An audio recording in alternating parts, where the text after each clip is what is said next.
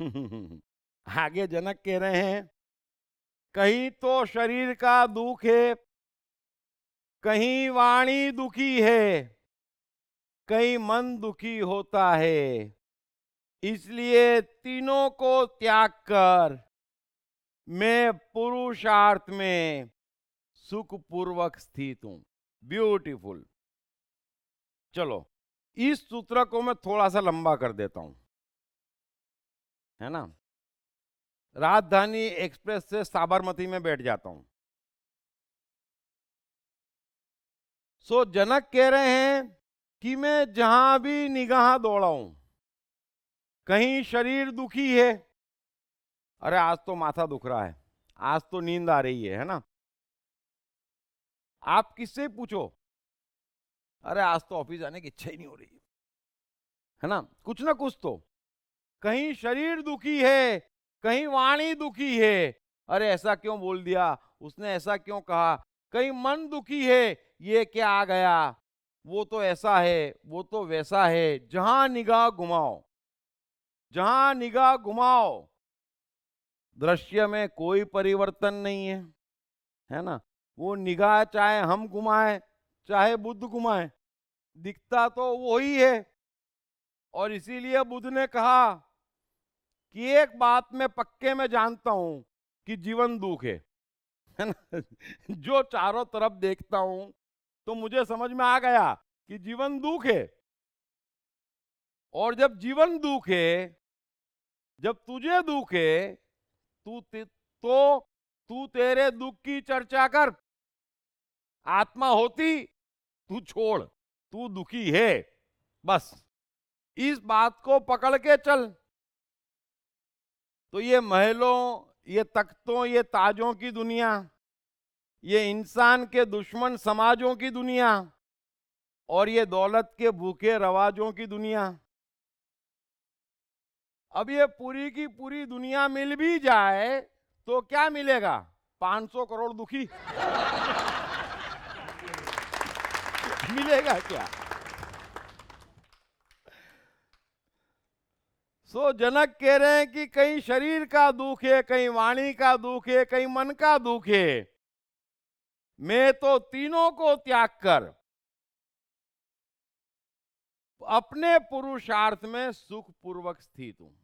बस ये मैजिक सूत्र है, समझ लेना। मैं समझाने की कोशिश करता हूं एक बार फिर कि दृष्टा क्या होता है।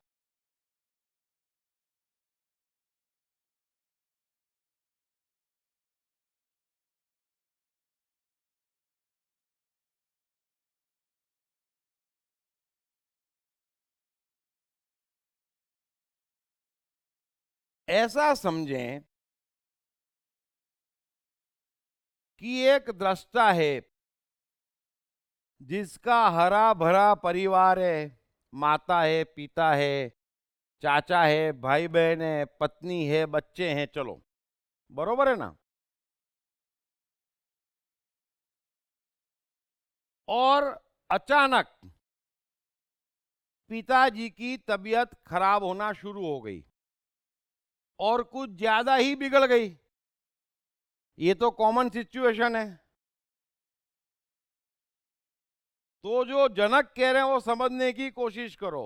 अब वो तो है ही, है ना। बाहर तो निगाह उठाएंगे तो दुख ही है, क्योंकि जिसे देखो तो समझो पिताजी की तबीयत बिगड़ गई और कुछ ज्यादा ही बिगड़ गई। अब ये चीज स्पेस में देखी दृष्टा ने तो क्या होगा, दृष्टा के मन में क्या होगा, निश्चित ही चिंता होगी। बड़े ध्यान से समझ लेना, ये मत समझ लेना दृष्टा को चिंता नहीं होती, वो हंसेगा हे। ऐसा नहीं होता है मेरे भाई, ऐसा नहीं होता है। मन मन होता है। बुद्ध को भी चिंता होती है सबको देख के, कृष्ण को भी चिंता होती है, अरे ये आदमी इतने जुल्म कर रहा है, नरकासुर, श्रृंगलाओ, कंस, मारो इनको। तो चिंता होती है तभी तो मारते हैं ना। तो दृश्य में पिताजी की तबीयत बिगड़ी, दृष्टा को चिंता हुई, हाथों हाथ है, टाइम एंड स्पेस का मिलन हो गया। कहीं करने नहीं जाना है, बड़े ध्यान से समझ लेना। हाँ, जो जनक कह रहे हैं कि मैं पुरुषार्थ में सुख पूर्वक स्थित हूं, अब क्या करना है? सीधे बुद्धि को बोलना है, बेस्ट डॉक्टर, बेस्ट अस्पताल खोजो, जो अपनी फाइनेंशियल कंडीशन हो उस हिसाब से। अपने डॉक्टरों से रिश्ते हो या किसी के रिश्ते हो तो पता लगाओ, बराबर है? सीधी बात समझ लेना। बुद्धि ने स्वयं भी कोशिश करी और दूसरों को भी बोला, अस्पताल में भर्ती करवा दिया। जैसे ही अस्पताल में भर्ती करवाया कि दृष्टा मुक्त हो गया, पुरुषार्थ खत्म हो गया। इस एक बात को समझना, इतनी ही सत्ता है दृष्टा की, वो डॉक्टर नहीं है। उसका काम क्या है? अब अस्पताल में भर्ती करवा दिया, मेरा काम खत्म हो गया। तो जो उसे चिंता पकड़ी थी वो भी जीरो हो जाएगी, हाथों हाथ। अब चिंता की कोई बात बची? समझना इस बात को। अब चिंता की कोई बात नहीं बची, क्योंकि मैं जो कर सकता था वो पूरा कर लिया, मेरा रोल हो गया खत्म।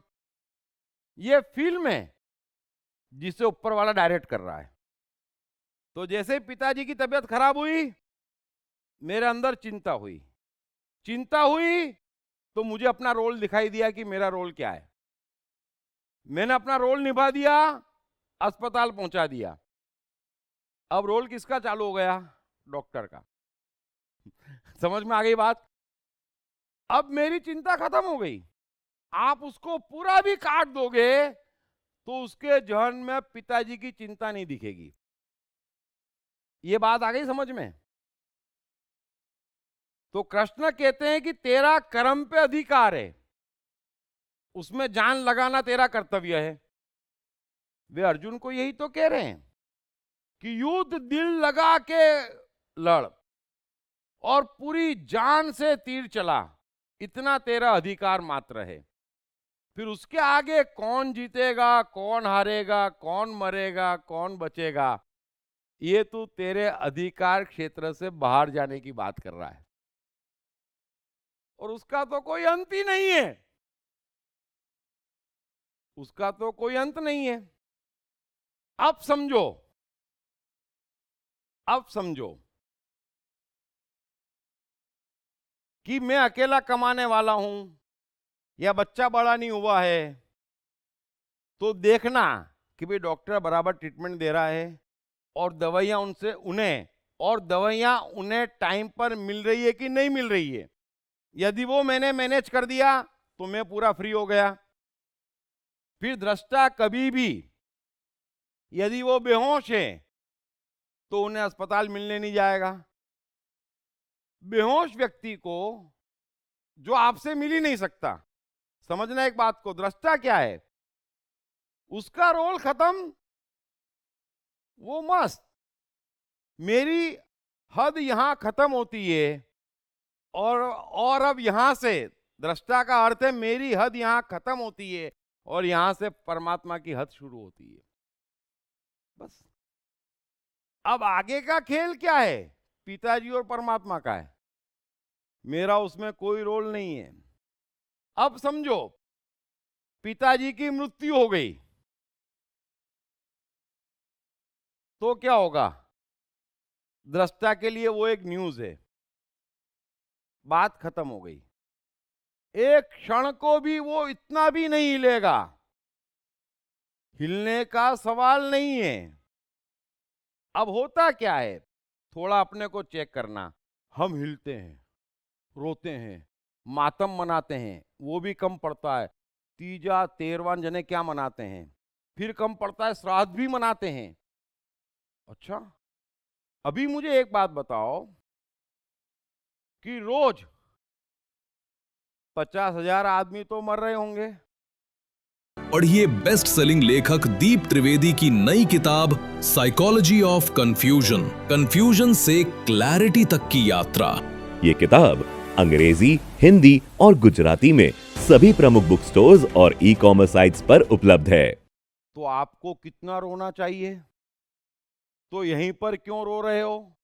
क्योंकि वो मेरे पिताजी हैं। शुरुआत कहां से गड़बड़ होना शुरू हो गई समझ लेना। दृष्टा के लिए सब मनुष्य है बराबरी पे, क्योंकि ये मेरे दायरे में है, मेरे स्पेस में है, इसलिए मेरा कर्तव्य है अस्पताल पहुंचाना, इलाज करवाना, बिल भरना। मेरे दायरे में है। समझ गए इस बात को? जिस आदमी की सांस चली गई वो चैप्टर क्लोज हो गया। उस पर यदि रोना आता है, दुख पकड़ता है, और जितना लंबा पकड़ता है वो ये बता रहा है कि आपका दृष्टा उतना कमजोर है, इसलिए आपने उसे मेरा माना है, इसीलिए आपने उसे मेरा माना है। ये बात सबके समझ में आ गई? सो ऐसा समझें कि पिताजी खड़े खड़े ही हार्ट अटैक आ गया। ऐसा समझें कि पिताजी को खड़े खड़े ही हार्ट अटैक आ गया और वहीं के वहीं मर गए, तो दृष्टा का रोल उसी क्षण खत्म हो गया, बात समाप्त हो गई। अरे आप तो ये सब बातें करते हैं, कृष्ण का तो पूरा परिवार, उनके बच्चे, उनके पोते, उनका भाई, उनके नाना, सब उनकी आंख के सामने यहीं बैठे हैं कृष्ण, और आंख के सामने खत्म हो गए। तो क्या कृष्ण रोने लग गए? नहीं होता ऐसा। ये जो मेरा है ये अज्ञान है, अज्ञान आपको मरवा रहा है। सो अस्पताल ले जाने का पुरुषार्थ कब आता है? जब आप कुछ कर सकते हो। जो नहीं ही कर सकते उसको स्वीकार लेता है दृष्टा कि अब इसमें कुछ नहीं हो सकता, तो मेरा रोल ही नहीं है। अब पिताजी की डेथ हो गई, अब मेरे लायक उस फिल्म में कोई रोल बचा? पिताजी की फिल्म में मेरा रोल खत्म हो गया। अरे पिताजी का अपनी फिल्म में रोल खत्म हो गया। रोने में प्रॉब्लम क्या है? रोने में आप मेरा मानते हो, प्रॉब्लम ये है कि आप मेरा मानते हो। नहीं, लेकिन रोने से अगर मन हल्का हो। वो आपको लग रहा है ना, आपका मन भारी क्यों हुआ? देखो, आप अपने को सही साबित करने की कोशिश मत करो। आपका मन भारी क्यों हुआ? आपका मन भारी क्यों हुआ? माइक लो। आपका मन भारी क्यों हुआ? अभी इतने लोग संसार में रोज मरते हैं, आपका मन भारी होता है? नहीं, लेकिन अपन ये मान के चल रहे हैं कि मेरा अपन नहीं, नहीं, कि मेरा गलत है। हाँ, लेकिन किसने कह दिया कि मेरा गलत है? मतलब आज खुशी भी तो मुझे मेरे लोगों से ही मिलती है, या जो भी है। नहीं तो आज टोटल आपको लाइफ अपने में लोगों से खुशी मिलती है, बरोबर है। यस, इसलिए आप ये कहना चाह रहे हो कि फिर दुख भी उन्हीं से मिलेगा। हाँ, ऑब्वियस है। तो मैं यही कह रहा हूं कि मनुष्य से सिर्फ खुशी मिल सकती है, दुख मिल नहीं सकता। दुख जो हम ला रहे हैं वो हमारे अज्ञान के कारण ला रहे हैं कि ये मेरा। अब आप चाहते हो तो मेरा इतना मजबूत कर लो कि पिताजी के साथ आप भी चले जाओ। इतना मजबूत भी मैं कर लेते हैं, कई लोग करते हैं ना। मैं की सीमा है, मैं की सीमा है।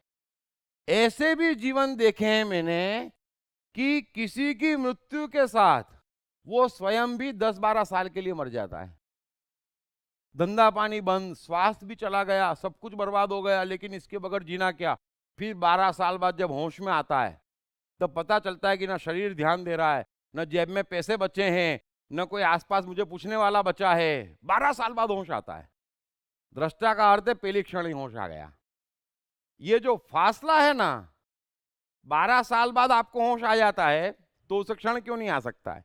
ये 12 साल लग कहीं में रहे, 2 महीने, 1 महीना, 7 दिन, जो भी समय लग रहा है वो इस बात का सबूत है कि आपका दृष्टा कमजोर है और आपकी दुनिया में कभी सुख नहीं आ सकता। मेरा है तो कष्ट है।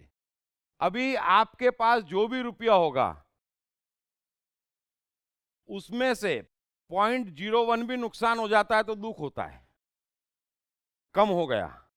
मार्क जकरबर्ग ने, उसके वहां लड़की पैदा हुई, उसके 7वें रोज अपनी 99% दौलत दान कर दी, लाखों करोड़ रुपए। तो वो क्यों कर पाया? क्योंकि वो मेरी नहीं थी। नहीं, लेकिन एक चीज इसमें भी, आज उसकी भी अगर बेटी समझो मृत्यु को प्राप्त होए तो उसे भी दुख होगा। इसमें क्या हो गया? ये तो नेचुरल है, इसमें क्या हाँ, दिक्कत तो क्या है? आपको, आप करो ना, दुख नहीं होता है, नहीं होता है, नहीं होता है। जिनको दृष्टा होते हैं उनको नहीं होता। अपन दृष्टा की बात कर रहे हैं इस समय। नहीं, आज अपन दृष्टा में सोचे आइंस्टाइन, तो आइंस्टाइन को क्या दुख ही नहीं होता था क्या किसी भी चीज से? आप दुख तो उनका होएगा ही जीवन ना। पढ़ना। अरे आप, नहीं होता है सर, दृष्टा को दुख नहीं होता है। ये अभी चिंता पकड़ी दृष्टा को पिताजी की ना, वो होता है। चिंता पकड़ती है तो दृष्टा काम करता है, पुरुषार्थ करता है। और जो रोने वाला है ना, अरे पिताजी क्या हो गया, अरे पिताजी क्या होगा, उतनी देर में मालूम पड़े पिताजी तो ठीक होकर आ गए, वो अस्पताल में भर्ती हो गया। सो आप क्या होता है, देखो आप जो कह रहे हो ना, मैं एक ही लाइन में खत्म कर रहा हूं। आप अपने को ठीक साबित करने की कोशिश कर रहे हो, ये अहंकार है। समझना मेरी बात की, मुझे होता है तो इसमें गड़बड़ कैसे हो सकती? अरे मुझे हो रहा है लेकिन वो गड़बड़ है, और मैं है तो होगा। दुख आए ही क्यों जीवन में, दुख होए क्यों जीवन में? आप कुछ कर सकते हो तो दुख होता है। मेरा रोल है, हम यहां पर अपना रोल बजाने आए हैं। जितनी जल्दी आपको समझ में आएगा उतनी जल्दी आपको समझ में आएगा। तो मुझे आगे बढ़ने दें, है ना। तो मेरा यहाँ रोल है, जहां रोल खत्म हो गया उसके बाद में आपको जो रोना आ रहा है, चाहे धंधे में नुकसान होने का हो ही गया, जो नुकसान होना था वो हो गया। तो दृष्टा क्या करता है, भाई 10 लाख था, 3 लाख का नुकसान हुआ, 7 लाख और मैं सेठ। 7 लाख पे सेठ वो ऐसा ही है जैसा 10 लाख पे सेठ था। वो बिना पिताजी के भी ऐसा ही सेठ है जैसा पिताजी के साथ सेठ था। ये जो मेरा कहते हैं ना, ये मेरा लोग क्या करते हैं, मैं आपको बता रहा हूं। ये पुरुषार्थ नहीं कर पाते। ये पिताजी का श्राद्ध मना लेंगे, जीते जी पिताजी को सुख नहीं देंगे। समझ गए आप? जो श्राद्ध मना रहा है वो और कुछ नहीं कर रहा है, वो इस बात की गिल्ट पाल रहा है कि जीते जी उनका ध्यान नहीं रख पाया। जो जीते जी ध्यान रख लेगा उसके साथ चैप्टर वहीं क्लोज हो जाता है। तो दृष्टा से कभी मिस्टेक नहीं होती उसकी ड्यूटी में। सो चिंता हुई, अस्पताल पहुंचाया, मर गए, रोल खत्म हो गया। अब जिस मात्रा में जो भी दुख होता है वो दुख अज्ञान का है, दृष्टा की कमजोरी का है। और उससे हमको मालूम पड़ता है कि हम कहाँ खड़े हैं दृष्टा और कर्ता के खेल में, हम कितने धार्मिक हैं कितने अधार्मिक हैं। जो चीज बदली नहीं जा सकती उसमें मुझे हाथों हाथ सेट हो जाना चाहिए। मैं सेट ही हूं क्योंकि स्पेस में तो बची नहीं। भाई स्पेस में 3 लाख रुपए का नुकसान होना था, हो चुका। अब वो स्पेस में नहीं है तो मैं उसमें सेट क्यों नहीं हूं? दृष्टा उसमें सेट है, हम उसमें सेट नहीं है। ये बात सबकी समझ में आ गई? आपके भी समझ में आ गई? अब हम सेट नहीं है, उसका दुख है। हम दुखी होने के लिए यहां नहीं आए हैं, हम पिताजी का आनंद लेने आए हैं। हम धन का आनंद लेने आए हैं, उसका दुख पालने नहीं आए हैं। हम दुख पालते हैं, हमें दुख होता है क्योंकि हमें अभी कला नहीं मालूम दृष्टा की, हमें अपनी लिमिट नहीं मालूम, और कहां से परमात्मा का रोल शुरू होता है वो नहीं मालूम। सो ये बात सबके समझ में आ गई? हमारा अधिकार पुरुषार्थ पे है और उसकी खबर भीतर आती है। भाई चिंता तो होगी ना। अभी कोई भी व्यक्ति समझो किसी महिला से अभद्रता कर रहा है और हमने देखा तो हमें अच्छा नहीं लगेगा, दुख लगेगा ना। तो दृष्टा को दुख लगेगा, वो उस पुरुष को ठीक करेगा, मारेगा, फिर ये नहीं बोलेगा मैं तो जेनु हिंसा नहीं करता, तो मैं समझाता हूं भाई ऐसा मत करे। ऐसा तो नहीं होगा ना, कुछ भी करके उसको छुड़वाएगा। तो सिंपल समझो कि ये हमारी रेंज में है। अब मैं जो समझाना चाह रहा हूं वो समझ लो। अब जो हमारी रेंज में है उतना ही हमारा पुरुषार्थ है। यहां पर किसी को मैजिशियन बनने की जरूरत नहीं है और दुनिया में कोई मैजिशियन है भी नहीं। तो हमारे पुरुषार्थ की एक रेंज है, अपनी रेंज पहचान लो और अपना रोल पहचान लो। तो दृष्टा अपनी रेंज पहचानता है, और अपना रोल पहचानता है। जैसे कृष्ण को मालूम है ना, कि उनकी रेंज क्या है, तीर चलाना नहीं है, गदा उठाना उनकी रेंज नहीं है कृष्ण कोई अच्छे योद्धा नहीं है, तो उनकी रेंज में क्या है, छल, कपट, चक्री कर देना, झूठ बोल लेना, ये उनकी रेंज में है। तो वो उनके हथियार हैं, उसी से उन्होंने कौरवों को मारा, है ना। अब वे कहते एक गदा से सबको ठीक कर दूंगा, तो दुर्योधन बहुत शानदार गदा उठाता था और तीर चलाते आता होता तो बात ही क्या थी। सो अपनी रेंज पहचानो, अपनी सीमा पहचानो, अपना रोल पहचानो। सबसे बड़ी बात है, दृष्टा अपने रोल के मामले में एकदम क्लियर होता है कि मेरा रोल कहां से शुरू होता है। अब हम क्या कहते हैं, हम कहते हैं कि ये रोल मेरा खत्म, लेकिन परिणाम भी आना चाहिए। कृष्ण कहते हैं परिणाम यहां तीसरी शक्ति के हाथ में है। तेरा रोल खत्म, काम खत्म, तेरे हाथ में इतना ही अर्जुन कि तू दिल लगाकर युद्ध कर, बस। यहां पर तेरा रोल खत्म और परमात्मा का रोल शुरू। किसको हराना, किसको जिताना, कौन बचेगा, कौन हारेगा, कौन मरेगा, ये सब निर्णय परमात्मा करेगा। इस एक बात को समझ गए, सभी जने समझ गए। तो हमको कैसे हिलना है ये समझ गए कि अभी हम स्थिर हैं, लेकिन जैसे मैं बोलना बंद करूंगा कि अंदर आएगा चलो, आपको कोई कोशिश थोड़ी करना है, चलो तो आपको मालूम है कैसे जाना, कोई पहला दिन तो है नहीं, तो सब होता चला जाएगा अपने आप, भीतर बाहर, भीतर बाहर, भीतर बाहर, अपने आप होता चला जाएगा। उससे आपका जीवन बदलता चला जाएगा। लेकिन जो आपका रोल है, बस, और जो आपकी रेंज है, जो दिख रहा है, जो नहीं दिख रहा है, वो आपकी रेंज में नहीं है। इस एक बात को समझ गए कि नहीं समझे? जितना दिख रहा है, सपोज ऐसा समझें कि मैं व्यवसाय कर रहा हूं, तो मेरी रेंज में आज क्या है, बेस्ट से बेस्ट कोशिश करके अच्छे से अच्छे जजमेंट लेना। यदि मेरा मन हो व्यवसाय करने का तो आज, बरोबर है। मन नहीं है तो स्पेस भी खत्म हो गई, फिर मुझे जाने की जरूरत ही नहीं है। लेकिन स्पेस में गया, मन है, तो इतनी मेरी सत्ता है, उससे ऊपर की सत्ता नहीं है। इतनी बात आप समझ लो कि उतनी मेरी सत्ता है, उसके आगे की सत्ता मेरे पास नहीं है। अब व्यवसाय किसी कारण से महीने भर से खराब चल रहा है, तो आपकी सत्ता क्या है कि ऐसा क्यों हो रहा है, ऐसा क्यों हो रहा है। आप उसका एनालिसिस करेंगे, कैलकुलेशन करेंगे, तो वहां बुद्धि का रोल शुरू होता है कि भाई क्या गड़बड़ है। 10 जगह पूछेंगे मार्केट में कि सबका ये हाल है, बराबर है। ये बुद्धि का काम है।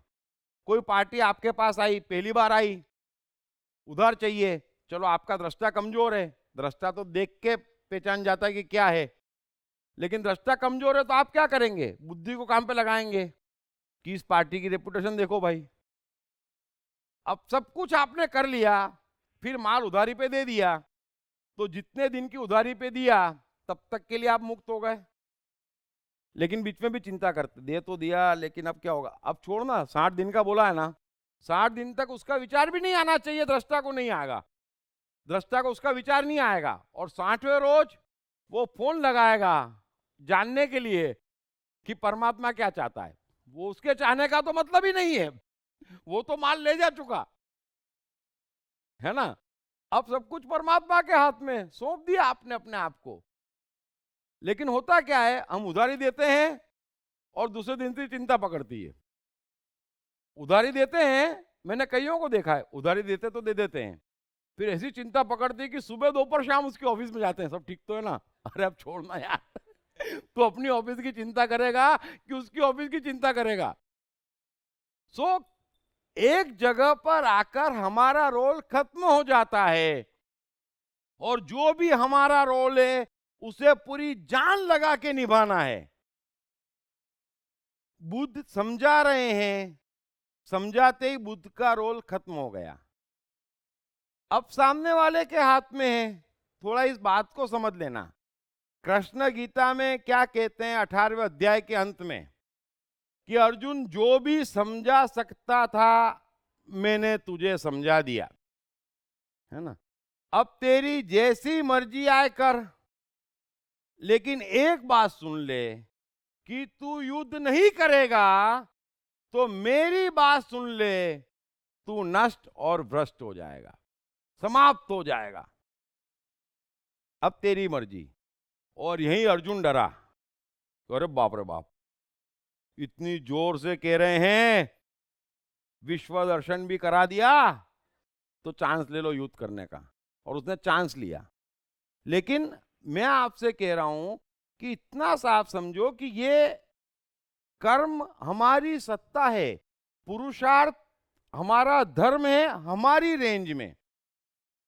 अब हमारी रेंज में पिताजी की तबीयत खराब हुई, उसमें कुंडली आती है, मंदिर आता है, शास्त्र आते हैं। आपके जीवन के किसी भी रेंज में इसमें से कुछ आ जाए तो मुझे बताना। पिताजी की तबीयत खराब हुई, अस्पताल ले जाना रेंज में आता है। अब आप जो तरह तरह की चीजें रेंज में ले आते हो वो ऑटोमेशन से बिछड़ जाते हो। कोई भी समाधि कभी भी रेंज में नहीं आ सकती, आ ही नहीं सकती। जीवन का खुलना और फैलना तो देखो। ये बात भी सबकी समझ में आ गई कि आप खुलता चला जाएगा, समाधि कहां से आ जाएगी बीच में। आती होती तो कृष्ण, लाओजू, अष्टावक्र, बुद्ध, कबीर, क्राइस्ट कब का कह चुके होते। बड़ा आसान था। अरे मोदी जी तो तैयार बैठे हैं, कोई आइडिया हो तो बताओ कि ये अंगूठी 125 करोड़ बना लो।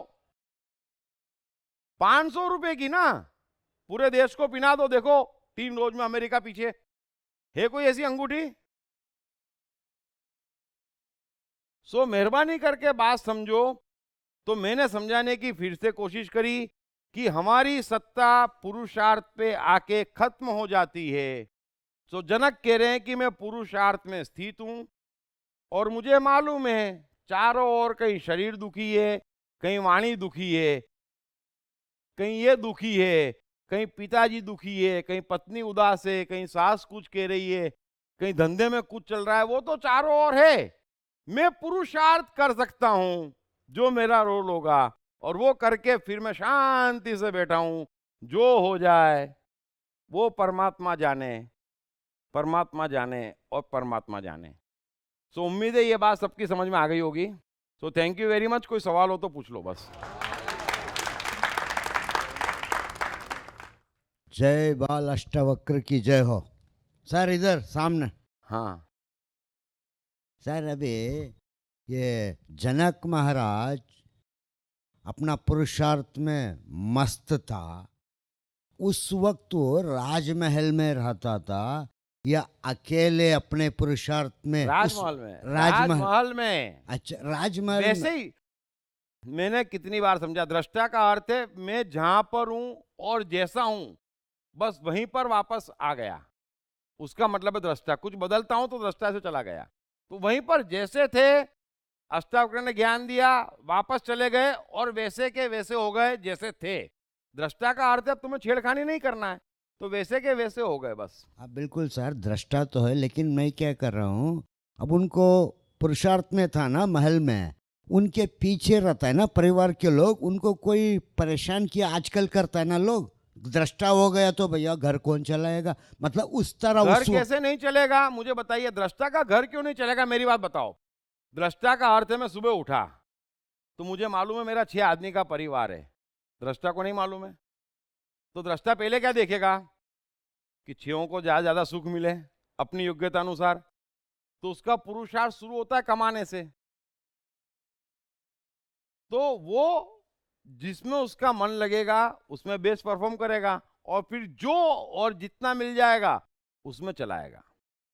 सो दृष्टा पुरुषार्थ करेगा।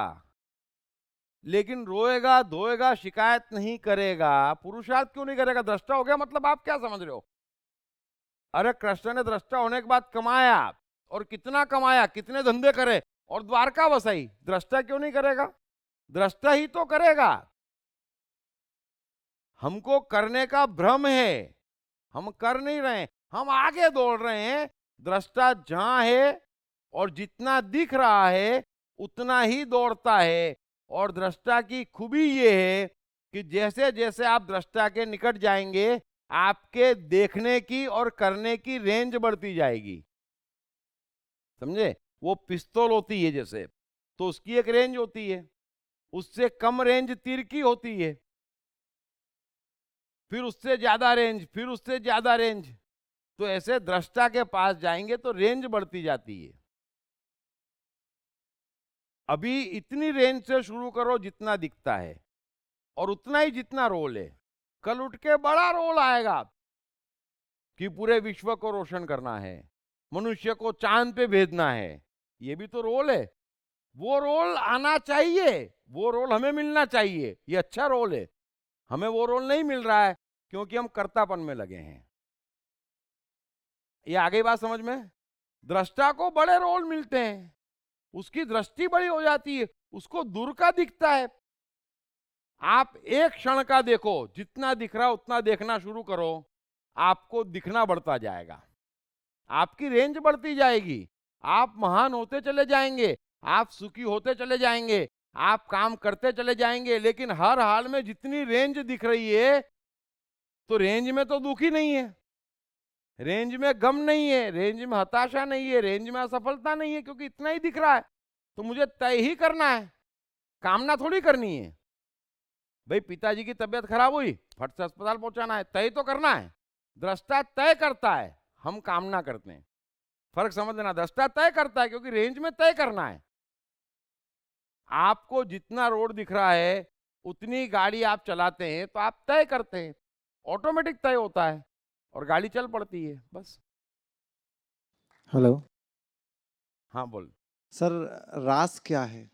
रास हाँ यार अच्छा पूछा। अब ये कल पूछना ना तू, क्योंकि इंपॉर्टेंट है, सबको समझना चाहिए। चल अपन बोल देता हूं तेरे को। रास का अर्थ होता है, थोड़ा ये समझ लेना कि अच्छा सवाल है। रास का अर्थ होता है टाइम और स्पेस का मिलन संपूर्ण, है ना, बिना किसी जबरदस्ती के, यानी कि हिंसा के। रास का अर्थ होता है अहिंसा की ऊंचाई।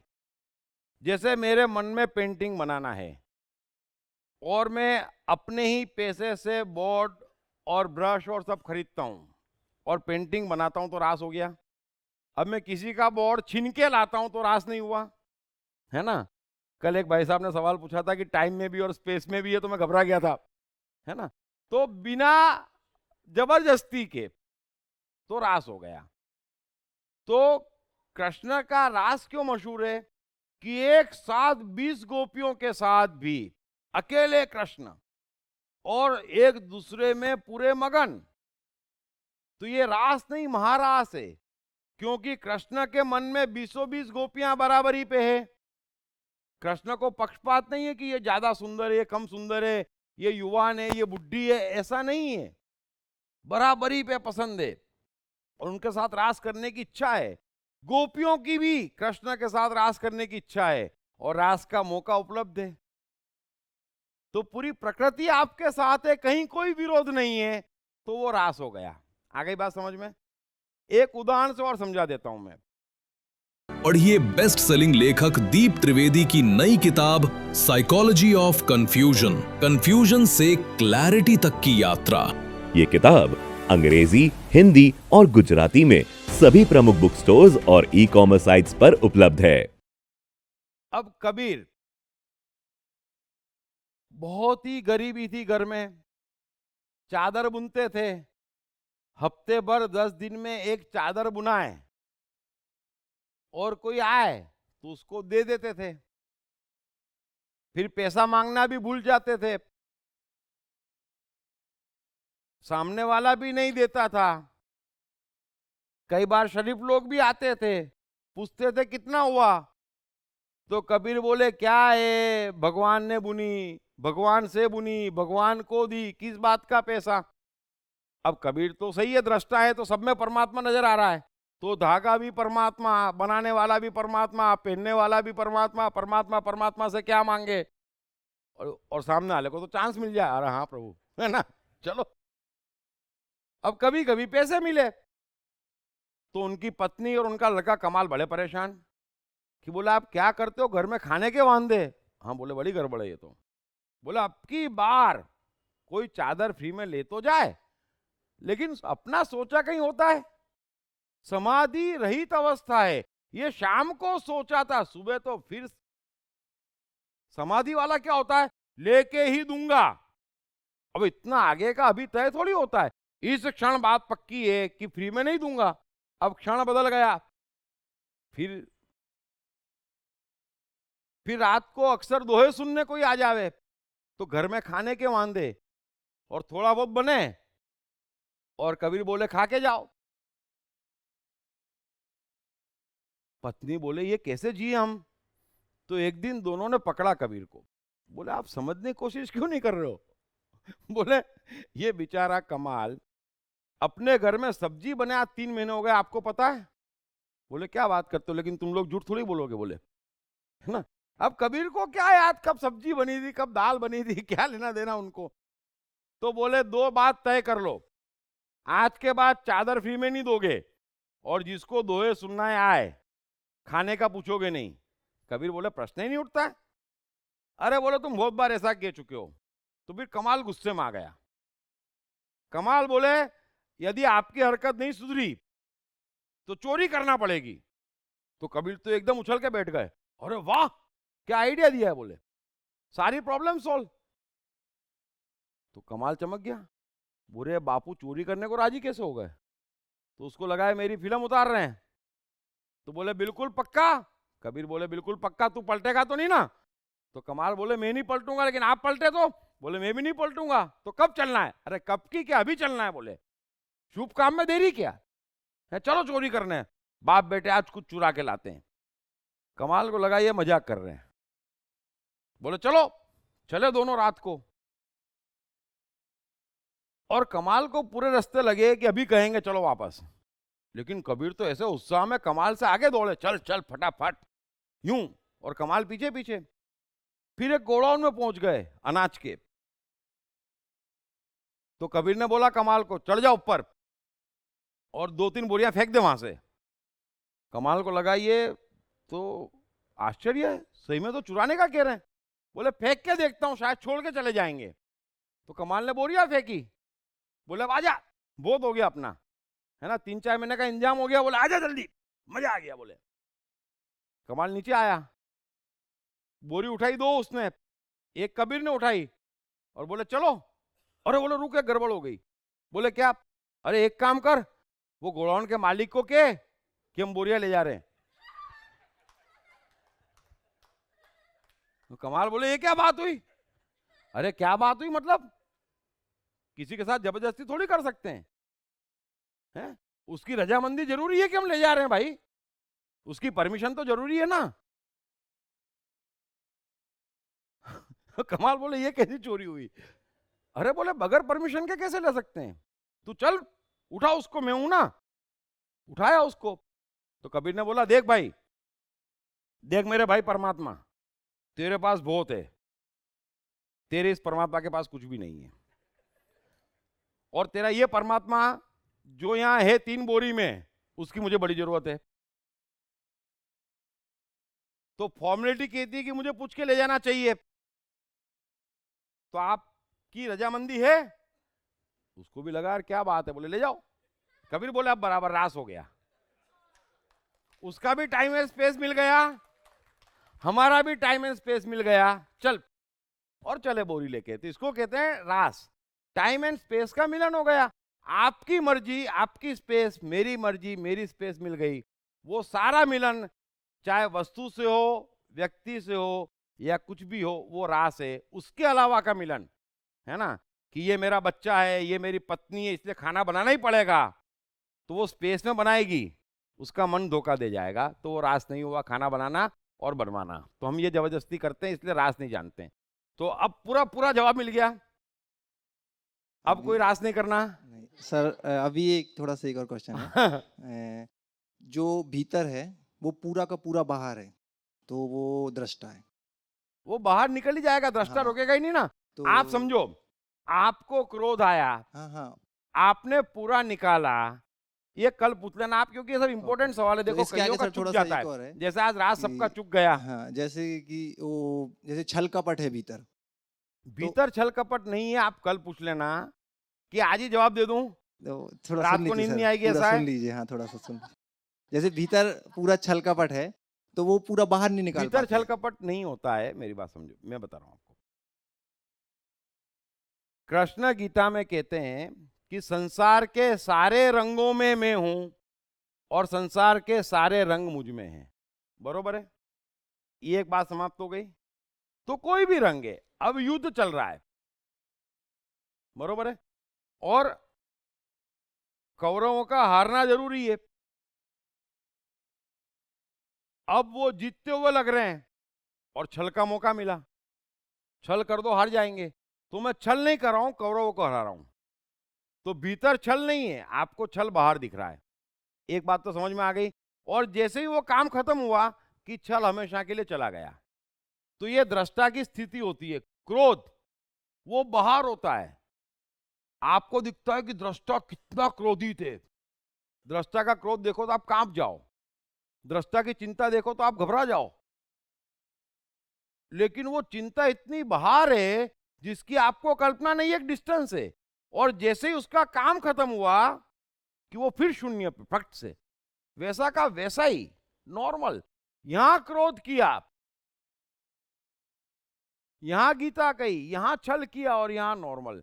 आपने तो कृष्ण पढ़ी है, तो तुरंत बैक टू स्क्वायर है, क्योंकि वो कर्म बाहर है, टोटल वक्त की रिक्वायरमेंट पे है, भीतर नहीं है, भीतर नहीं है। इसलिए आपके जो भीतर है वो आप पूरा का पूरा निकालते हो तो क्या हो गए? दृष्टा हो गए, है ना, बस। और पूरा निकालोगे तो क्या होगा?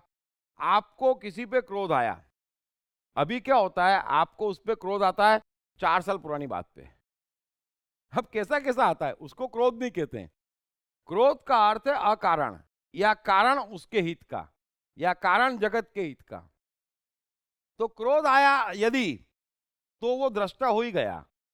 क्रोध आता नहीं है, ये क्रोध के विकृत स्वरूप है जो आपको आ रहे हैं सबको। क्रोध आया मतलब पूरा ही निकलेगा, और निकलते वक्त भी वो अंदर बड़ी मस्ती में हंस रहा है, सिर्फ सामने वाले को लग रहा है कि अरे बाप रे बाप। और दृष्टा का सबसे बड़ा सबूत है क्रोध और चिंता। जितनी चिंता उसको पकड़ती है उसकी आप कल्पना नहीं कर सकते। लेकिन वो चिंता पुरुषार्थ से कनेक्टेड है, तभी तक है जब तक पुरुषार्थ है। महाभारत के युद्ध में कौरवों को हराना है, तो कृष्ण पूरे युद्ध में कितनी चिंता में है। उन्हीं को सूझ रहा है कि वचन तोड़ो, उन्हीं को सूझ रहा है द्रौपदी को आशीर्वाद दिलवा दो भीष्म से, उन्हीं को सूझ रहा है कि शिखंडी को सामने खड़ा कर दो। मतलब कितना चिंता में डूबे हुए हैं, समझ में आई बात? कितना डूबे हुए हैं। लेकिन यहां युद्ध खत्म हुआ, बात खत्म, कौन महाभारत, किसकी महाभारत, सब खत्म। सो दृष्टा अद्भुत होता है, जो जनक कह रहे ना कि पूरी तरह से एकाग्रता में स्थित हूं, पूरा अस्तित्व युद्ध में है, और इस तरह से है, फिर भी वो अलग है क्योंकि भीतर नहीं है। अर्जुन की समस्या ये है कि युद्ध भीतर घुस गया है, बाहर पत्नी है वो समस्या नहीं है, मेरा होने से वो भीतर घुस जाती है, और जैसे ही भीतर घुसती है वो तकलीफ देना शुरू हो जाती है, क्योंकि भीतर चीजें घुसते ही तकलीफ देती है। और दृष्टा का अर्थ है कि है, लेकिन एक डिस्टेंस है, एक लकीर है पर्दे और फिल्म की। तो आप जो भी दृष्टा का देखते हैं वो फिल्म है, और दृष्टा को उस चलती फिल्म के वक्त भी याद है कि मैं पर्दा हूं, ये फिल्म मेरे ऊपर चल रही है, फिल्म ऊपर चल रही है। और कल और पूछना, मैं और डिटेल में समझाऊंगा, लेकिन इतना समझ लो कि दृष्टा क्रोध जो कर लेना, जो क्रोध कर लेना वो दृष्टा है। क्रोध का नाटक कर ले, क्रोध यानी नाटक, कि सबको ऐसा लगे कि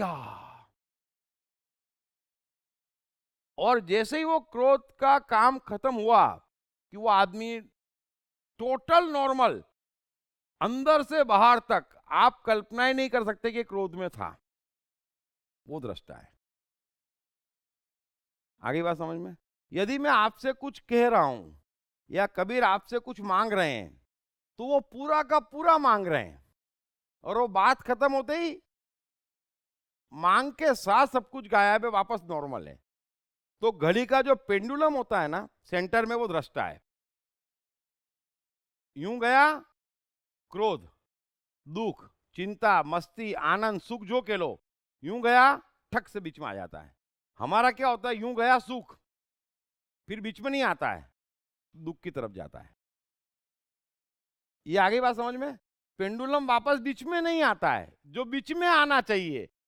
इसलिए बुद्ध कहते थे मध्य मार्ग, कि बार बार बीच में टच करो तो पक्का।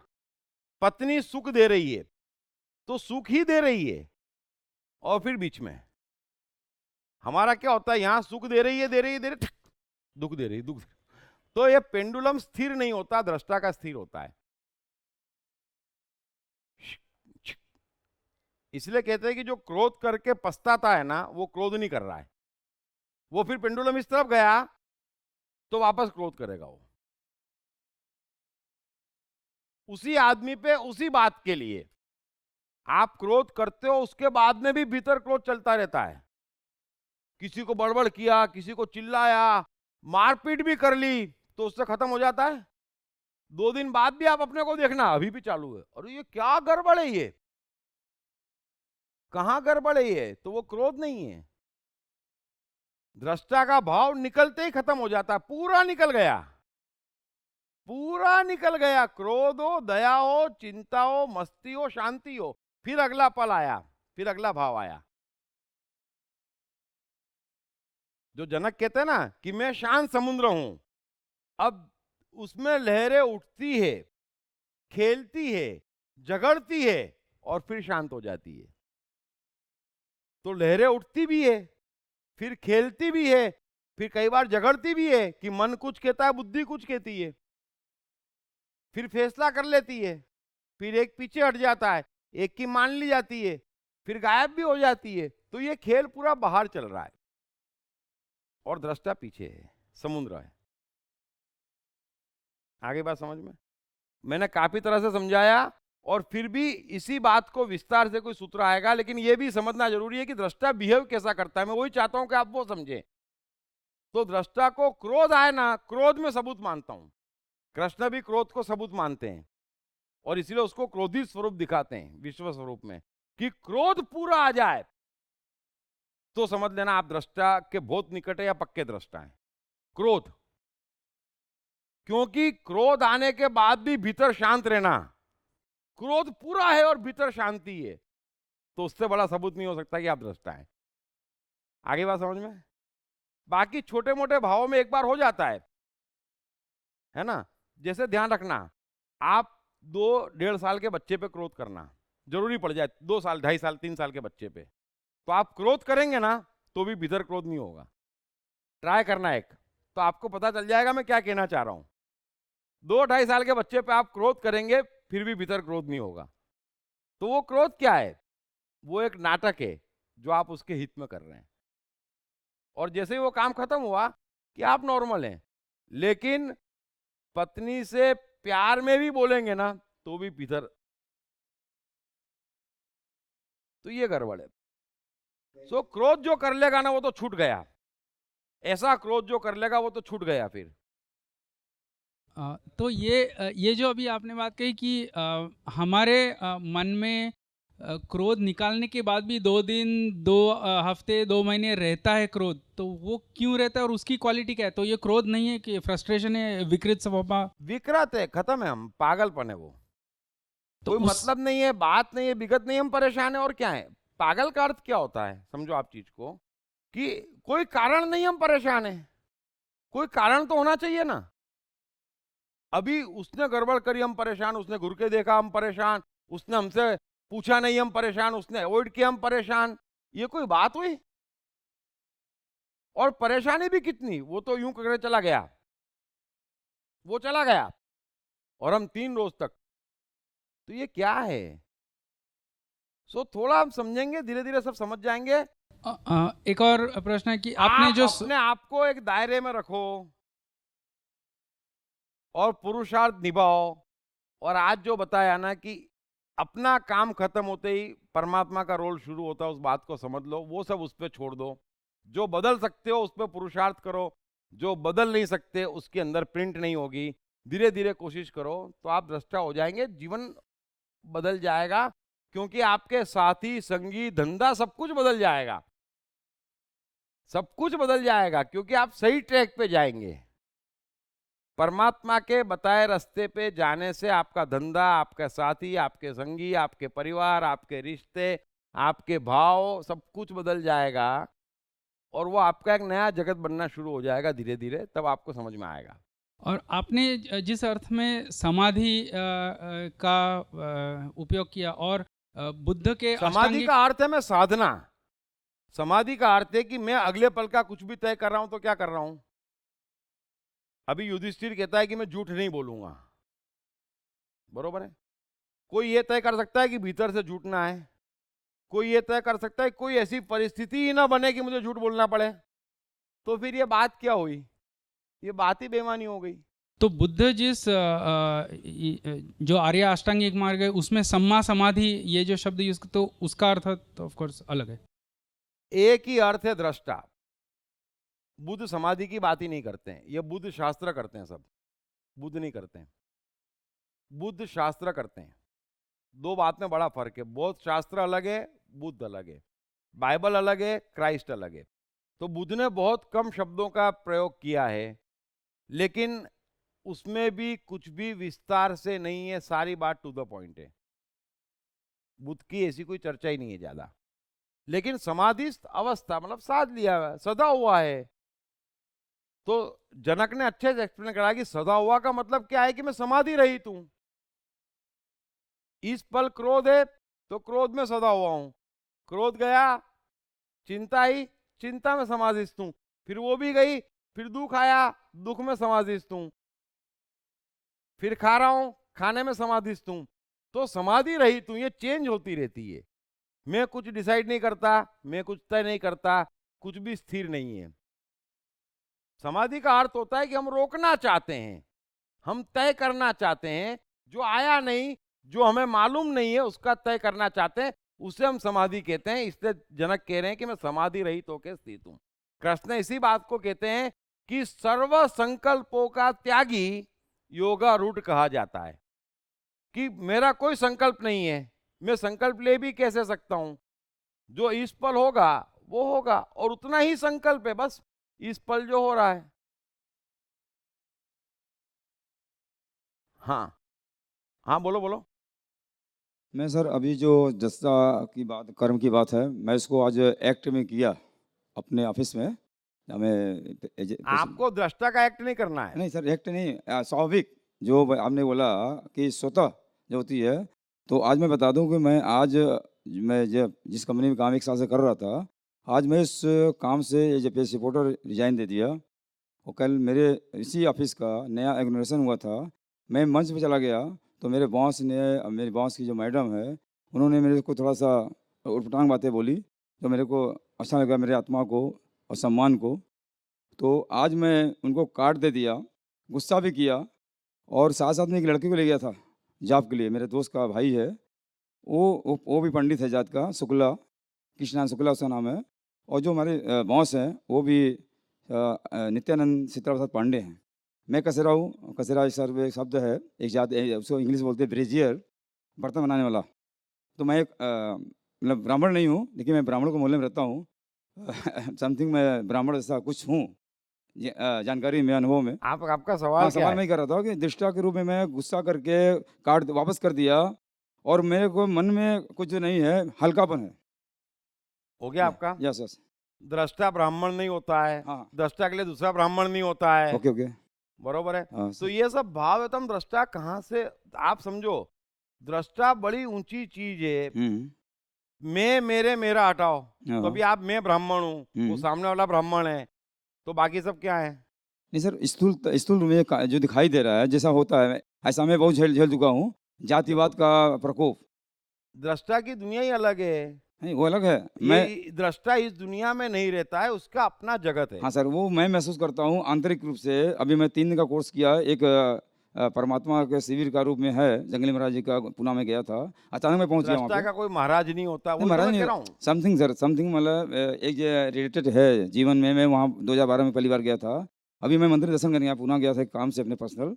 तो मंदिर के बाहर लगा था आत्मचिंतन शिविर, तो मेरे को लगा कि हाँ कुछ ऐसा कुछ है यहाँ पर मेरे लायक, मैं जाऊँ। और मेरे को इन्फोर्स किया जंगली महाराज गुरु जी ने, मतलब इंटरनल रिलेटिव उनसे हूँ मैं।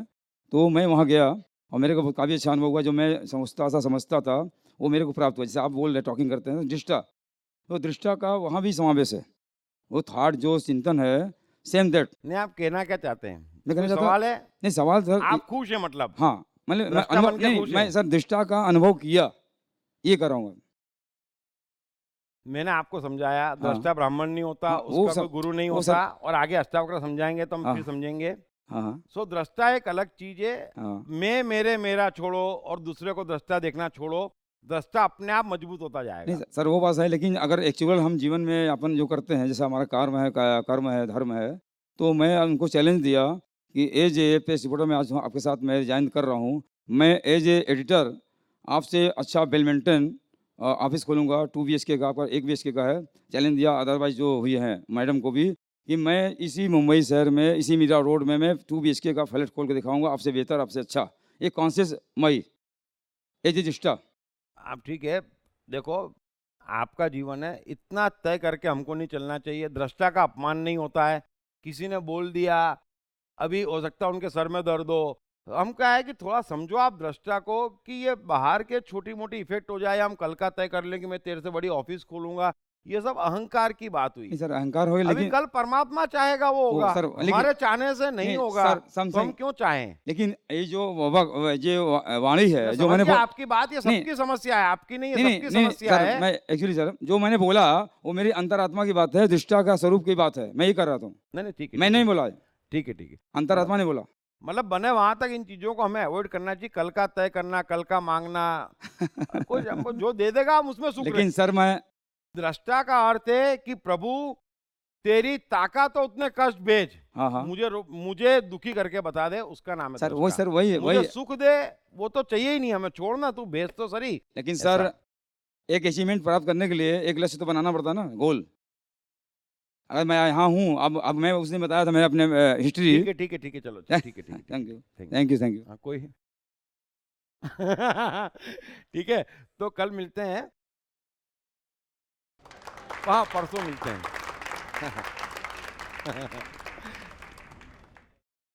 पढ़िए बेस्ट सेलिंग लेखक दीप त्रिवेदी की नई किताब साइकोलॉजी ऑफ कंफ्यूजन, कंफ्यूजन से क्लैरिटी तक की यात्रा। ये किताब अंग्रेजी, हिंदी और गुजराती में सभी प्रमुख बुक स्टोर्स और ई-कॉमर्स साइट्स पर उपलब्ध है।